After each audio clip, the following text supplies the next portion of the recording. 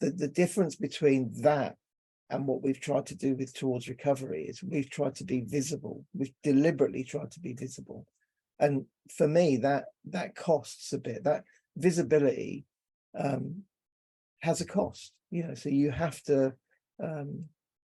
when I do any kind of work to promote the cafe that strays into mainstream media, the mainstream media are less interested in my recovery, and they're more interested in a headline, sort of about my crime or the amount of drugs that I used or how long I was addicted or what I did. And they want a headline, whereas I think the work of recovery is really about, so me being visible is an asset, because what it does is it attracts other people that maybe want to be visible.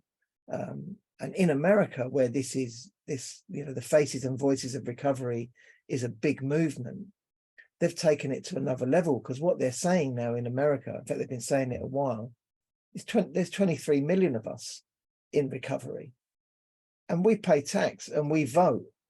And so we want to see some legislative change, and we want to see some leveling up and that kind of stuff. So they put pressure on their local politicians and on their local bureaucrats to do stuff for them and for their families.